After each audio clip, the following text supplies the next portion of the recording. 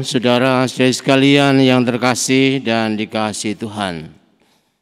Mohon maaf, pada sore hari ini saya akan membuka masker saya.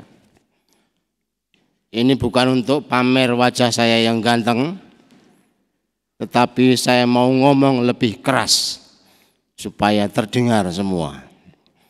Maka selama saya khotbah tidak boleh ada yang tertawa.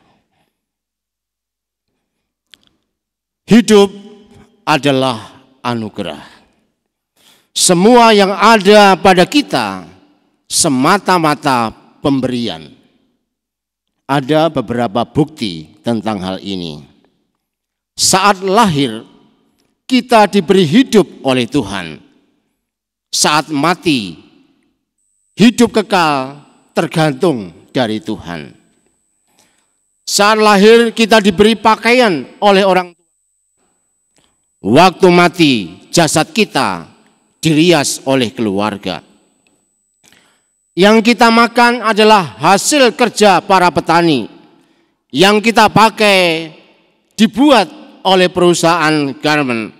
Bahkan tumpukan uang kita adalah hasil tetesan keringat dari pegawai rendahan. Maka entah hidup entah mati, semua adalah pemberian. Dan dalam kerangka berpikir seperti ini, mari kita telusuri kitab suci hari ini untuk memaknai pembukaan kunjungan Maria Kusuma Karmel kepada umat di paroki Meruya. Yang pertama, dipanggil untuk bekerja. Setelah alam semesta tercipta, Tuhan mengambil manusia itu dan menempatkannya dalam Taman Eden untuk mengusahakan dan memelihara taman itu. Setelah manusia diusir dari Taman Eden, Tuhan berpesan supaya manusia mengusahakan tanah di mana ia diambil. Dengan demikian, hakikat manusia adalah bekerja. Dan secara istimewa hari ini, Tuhan mencari pekerja di kebun anggurnya. Di sini ada perkembangan ide. Dahulu dicipta untuk mengusahakan sendiri, sekarang dipanggil untuk memetik panenan. Manusia tidak lagi mengusahakan, tetapi tinggal memetik hasil panen. Apa artinya ini?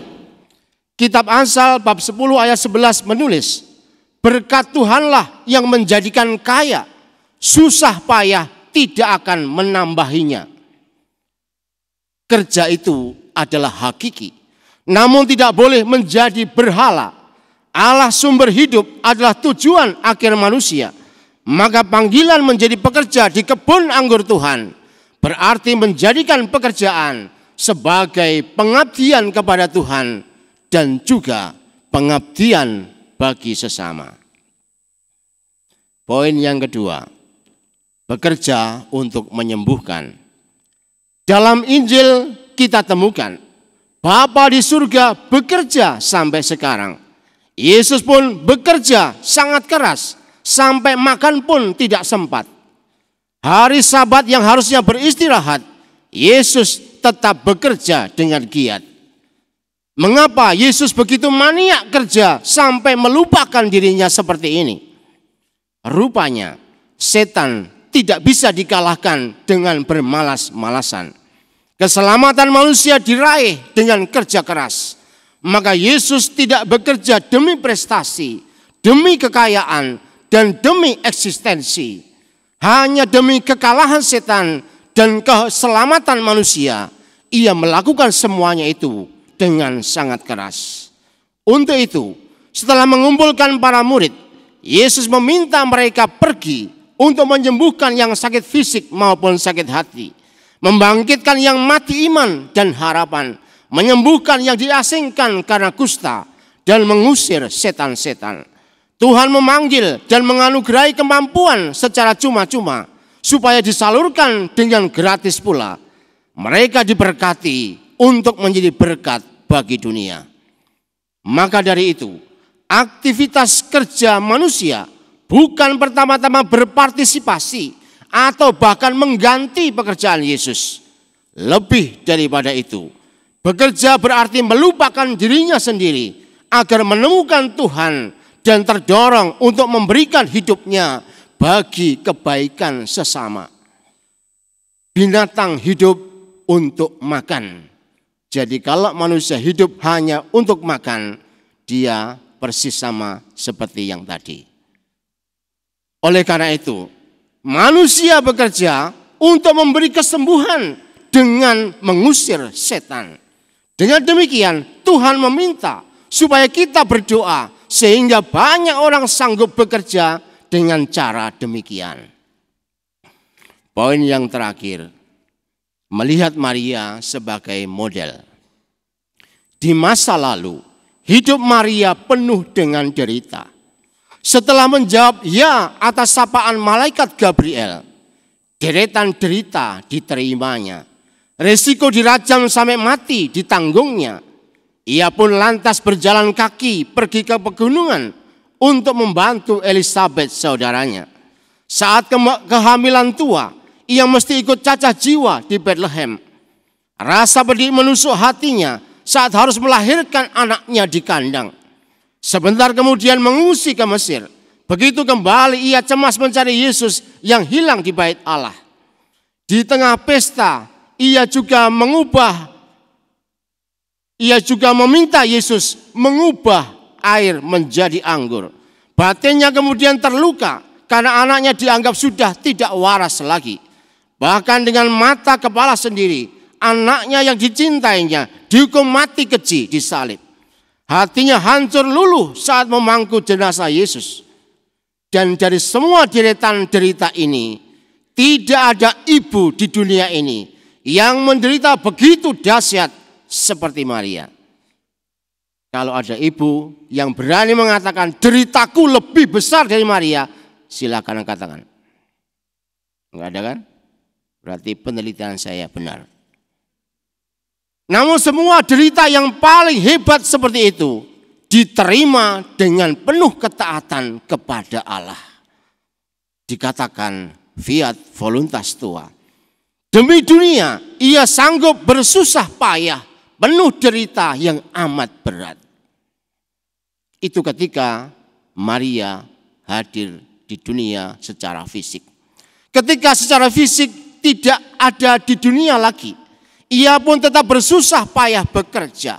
Maria berulang kali menampakkan diri supaya gereja berdoa dan bertobat. Sebagai contoh misalnya, terhadap Teresia yang sekarat, sembuh seketika saat melihat senyum patung Maria di kamarnya. Andreas dari Korsini yang berhati serigala berubah menjadi lembut bagaikan domba ketika bersujud di depan patung Maria de Carmen. Para Karmelit yang galau karena identitasnya dipertanyakan berubah berkobar-kobar setelah diberi skapulir Maria. Seringkali Maria juga harus menangis, bahkan menangis darah karena dosa-dosa dunia. Dan kepada anggota gereja yang telah mati, Maria menghantarkan jiwa-jiwa ke dalam surga. Dan dari sini menjadi bukti pula, Maria tak pernah berhenti bekerja sampai akhir dunia. Oleh karena itu, dengan realitas seperti ini, perayaan pembukaan kunjungan Maria kepada seluruh warga paroki Meruya sangatlah penting untuk dilihat. Inilah bukan kunjungan yang biasa, tetapi sebuah refleksi yang mendalam dan serius tentang hidup kita. Pertanyaannya adalah, apakah kita yang mengaku sebagai anak-anak Maria Kusuma Karmel ini memiliki hati seperti Maria? Apakah kita sudah berani melupakan diri dan bekerja sepenuh hati bagi panenan yang melimpah yang Tuhan inginkan? Pertanyaan ini sangat penting supaya kita tidak terjebak pada euforia duniawi kita. Sekarang ini bukan saatnya lagi kita bangga dengan gereja yang megah, AC yang dingin, kori yang merdu, hiasan altar yang indah. Dengan memandang Maria secara benar, kita tidak lagi membusungkan dada karena paroki kita paroki yang wah, kolektif kita kolektif yang besar, organisasi dewan paroki yang sungguh-sungguh berluar biasa. semua itu menjadi kemewahan yang tidak berguna manakala kita tidak punya hati untuk orang lain. Semua kemegahan ini akan sia-sia apabila kita tidak mau bekerja keras demi keselamatan sesama.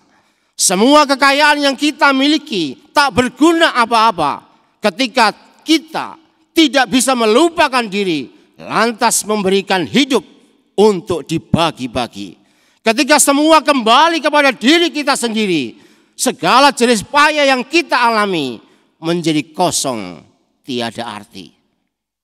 Karena kita melihat tadi, Allah bekerja seperti itu.